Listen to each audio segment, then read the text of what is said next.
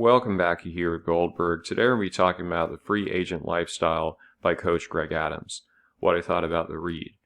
Now, Greg Adams is ostensibly a MGTOW, although he doesn't, in a formal sense, claim the title, and that's interesting. We'll discuss it later on in this video. But to put it short, he got divorced, lost a lot of money, was living in his car, but managed to bounce back, and now his message to young men is maintain your freedom at all costs. Don't get into an agreement. Be that free agent who can just choose and forge his own path as opposed to having it thrust upon him by others. Consequently, this book engages with a lot of the meat and potatoes of the manosphere. So the tests that women will put men through, how they try to shame guys, question their sexuality, stifle debate, or protest. And he also notes hope is not a strategy, so you can't say, well, I hope my marriage is successful. You have to look at the statistics. You have to understand female nature, as he calls it. His ironclad rules are no cohabitation, no long-term relationships, and no marriage. So if you've come across Manosphere videos before, this is not going to be an enlightening book per se, because much of it is what you've heard before, but it's an interesting freedom manifesto nevertheless. Some of the other stuff he brings up, he mentions real estate, what you should buy and not buy, because I guess he's a licensed realtor. He has a section on health and fitness, but it's kind of vague, and given that he's a personal trainer, I feel he could have done a little bit more with that. Although again, this is more of a manifesto than a guidebook, so it has to be made as a distinction. He also mentions consider getting a CDL or going into trades, and I've talked about this at length. Just be careful.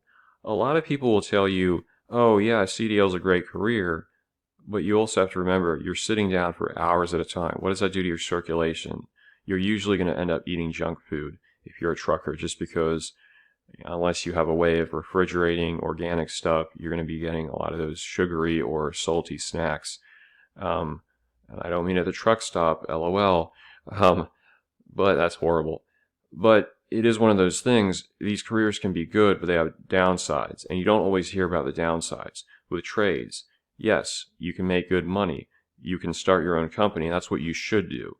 You should become the person who just, looks at the project and not has to do it after 10 or 15 years, because knee issues, back issues, exposure to certain toxic substances, it's going to take a toll on you. And some people, that's great. Others, maybe not so much. I would say before going to trade school, try to get a job like in construction for a summer and see if you really like it, because a lot of trade work, not all, but a lot of trade work, you're going to be outdoors in the elements. It's not going to be, oh, sorry, it's raining today, now we're not working.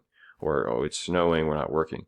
That's not how it operates in many cases. So you have to be understanding what you're getting yourself into. And if you like it, it's going to be a great career, okay? I just don't think it is productive to tell people in a sort of vague way, go do this, because they may not know what they're getting themselves into.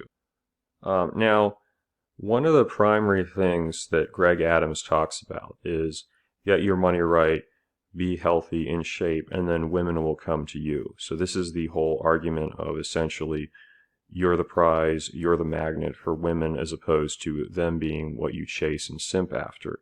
Now, just incidentally, I've been reading quite a few red pill and related books because I'm doing research for the black pill book I may be writing.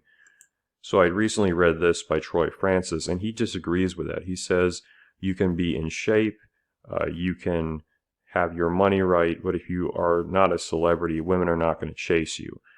Me personally, I think it depends on context, and we'll get a little bit more into that as we go on, but a lot of it's going to be where you are, and this is an element that no one truly fleshes out in the most proper way as far as I'm concerned. But going back to Greg Adams, you have ostensibly the men age like fine wine arguments, where he says now he has access to women from the ages of 21 to 51. And this is controversial. I've heard people claim Greg Adams is a Tyrone. Others go, no, he's too short. It's Cope Greg Adams. I don't know. I don't really care. Although when I hear ranges like that, I think it's a little bit suspect for this reason. Apart from the chicks who are into, have the old man fetish or want a sugar daddy, young women in general are not going to date guys who are 20 or 30 years older than them. Okay, you don't see them walking around a whole lot with older dudes. Now, maybe secretly they're banging them, but I think that's more of a marketing gimmick to make guys have hope. Oh, yeah, when you're older, you're going to get women. Now, if you have like George Clooney genetics, yeah, it's probably going to happen. But if you're just kind of an average dude and you don't have great genetics, even if you've kept yourself in shape, you're probably going to be getting mainly 35 to 45 single moms or the like, divorcees. You're not going to be getting young chicks. When they tell you that, it's like, okay, whenever you hear people say that, I'm like, I want to see evidence of these girls that you're smashing in the United States because, you know, they're so attracted to older dudes. I just find it hard to believe, not saying it's impossible, but it's certainly questionable. And so, yeah, I can see it towards the tail end being more relevant. Otherwise, I don't think most guys at middle age are doing that. Now, in Greg Adams' defense, though, he is a personal trainer. And again, with the context dynamic in the gym, yeah, I could see that being the case where if you're training chicks, like, oh, I'll show you how to do this. Maybe you can bang them in the locker room. So you have that element to your advantage as far as women are concerned. But, you know, it's just an interesting discussion. With that being said, a couple other elements.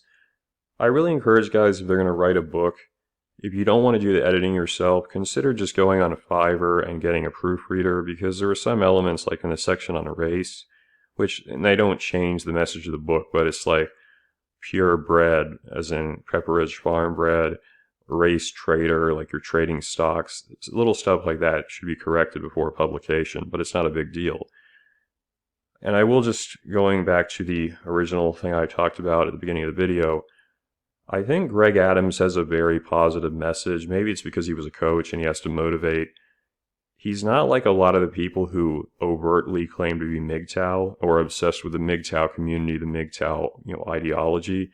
He seems to be this message of freedom. He seems to be living more like an actual MGTOW than many people who claim to be MGTOW. And that's why I think young men would benefit more from listening to a message of that sort than the kind of rage pilling you see otherwise.